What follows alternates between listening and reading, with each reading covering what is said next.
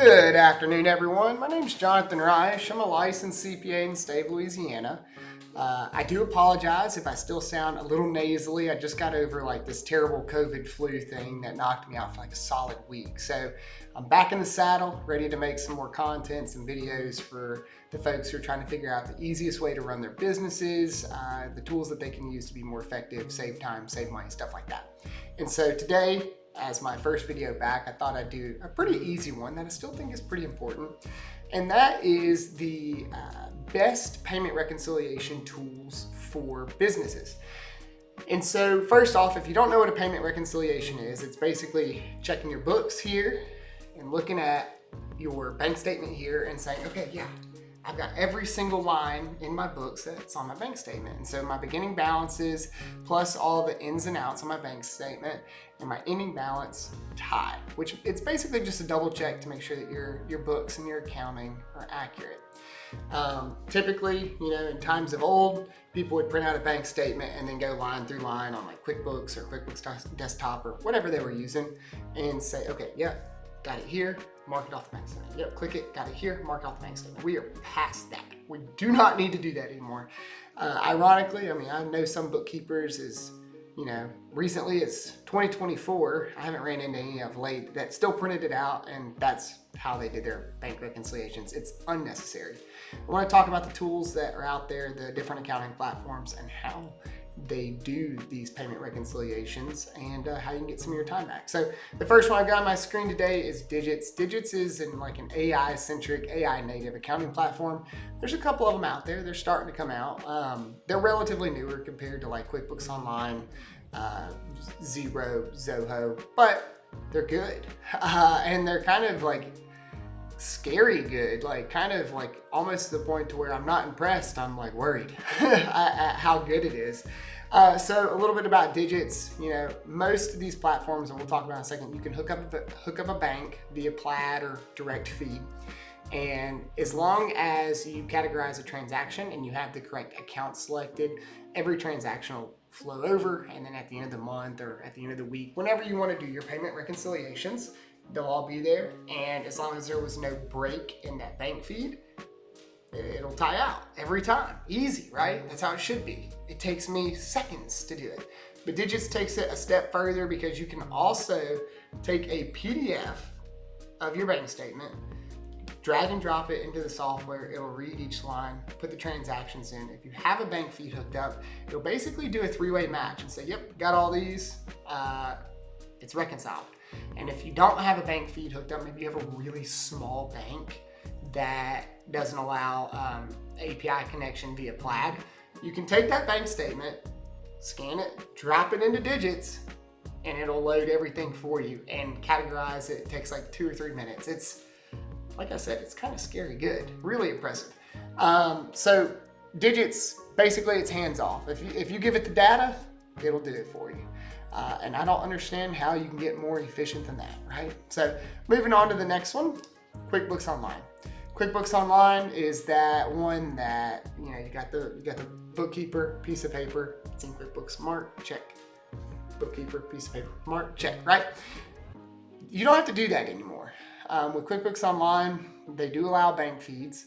And most of the time, if the bank connection doesn't break, it's pretty seamless. You just go into the banking integration screen, you make sure your expenses are categorized, or if you wrote the check out of QuickBooks, you just say, yep, it's a match. Or if you got money coming in, yep, match it to the invoice, close the invoice, and it's all right there. Overall, it does okay.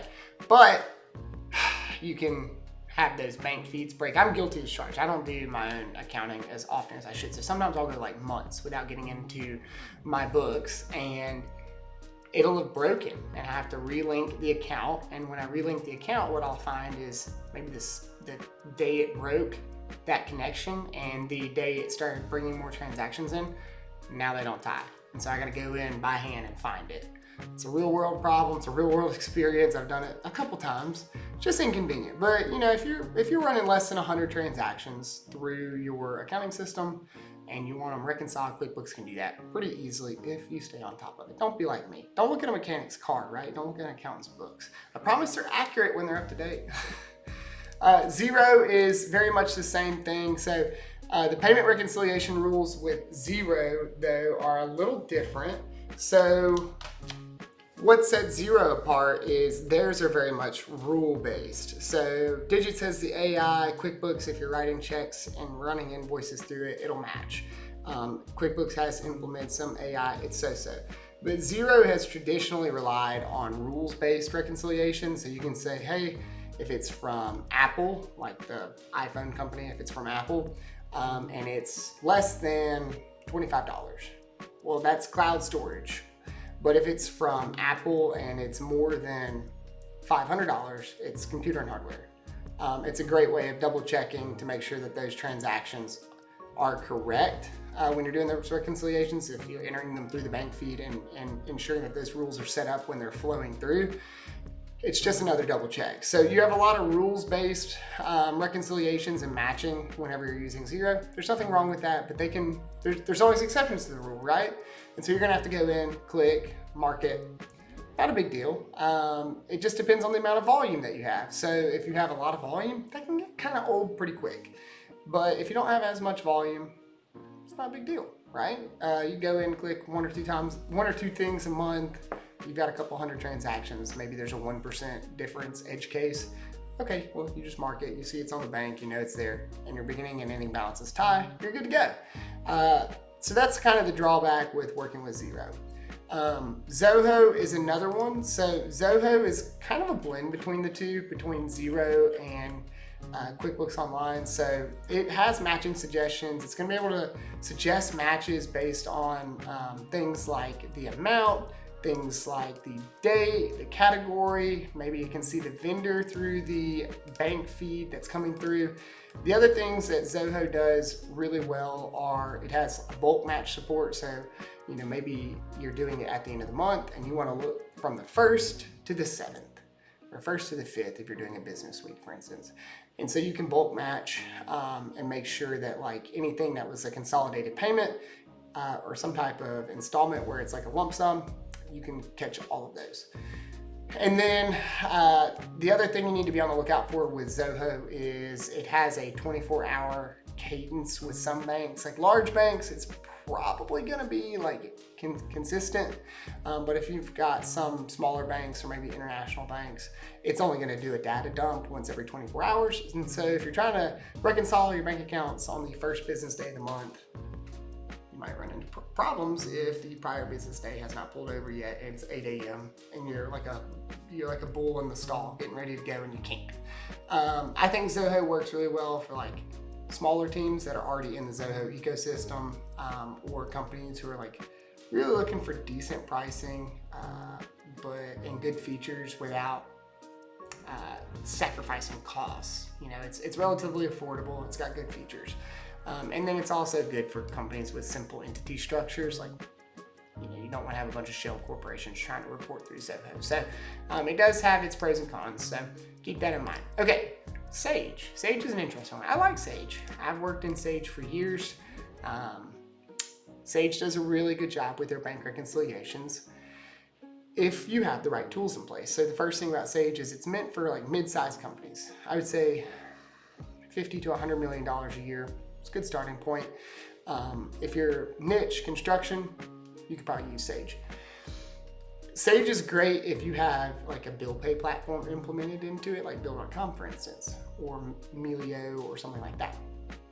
Sage does a really good job of making sure everything gets pushed to the cash account so that you can reconcile it at the end of the month. If you've done it successfully, and the reason I say this is if you have thousands and thousands of transactions coming through Sage, to reconcile that, it could take all day. Now imagine you've got 20 bank accounts to do it. That's the type of companies that I have worked with that have used Sage. It almost always matched. It was almost as easy as clicking a button, selecting all, unselecting like outstanding checks that are in the cash ledger, and then clicking reconcile. Because Sage and those different systems, like those bill pay systems, are so interwoven that it just never missed. And so it's really an impressive system, but like I said, costs, you gotta be able to justify the cost. Sage is really expensive. And then don't expect anything to get done quickly. Typically you're gonna need like some type of onboarding support, a dev, someone who kind of really knows the system. It's big, it's heavy. And so with that, the last one we're going to talk about is even bigger, and that's NetSuite. NetSuite is just a behemoth. You know, it's for really, really large companies. It has rules-based matchmaking like Xero, but it like takes it to the next level. So it can do a lot of auto matching, which is going to reduce being in and out of spreadsheets. It can help you isolate exceptions. This is the platform that like Titans use to help run their books.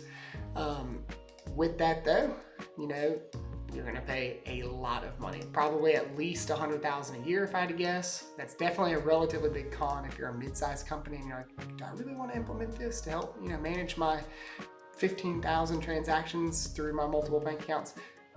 I don't know. How painful is your close, right? And so it really shows up for complex situations, complex cash movement. You got subsidiaries. The ability to implement just about any custom solution though, when it comes to your payment reconciliations and your bank reconciliations, that is what NetSuite is set up for. It does a really, really good job of that. So all of these have their pros and cons. I think if you're like a small to mid-sized business, if you're software as a service, Digits makes the most sense to me. If you are maybe just like really small, just now getting started out, Zoho, especially if you're already in the Zoho ecosystem. If you really, if you just are already in QuickBooks and you don't want to move, which I think is always a terrible reason to say this, but they can do the job. Sage if you're mid-size, NetSuite if you're huge, and then Xero if you're international. But I would say your catch-all, small to medium-sized businesses would probably be best suited for Digits. And then the folks who are just too stubborn to move and don't want to take that leap of faith, QuickBooks and Xero and Zoho, they're going to be fine for what you need. So overall, most of these tools are going to serve you pretty well. Like I said, this was a kind of an easy, fun one to get back into it. So really enjoyed putting this one together for you guys. I hope you enjoyed my rambling. Sorry if I'm still sounding a little sick. I am just now getting over it, but as always, it's my pleasure, and I hope you guys learned something to help run your business, save you some time, and I'll see you on the next video.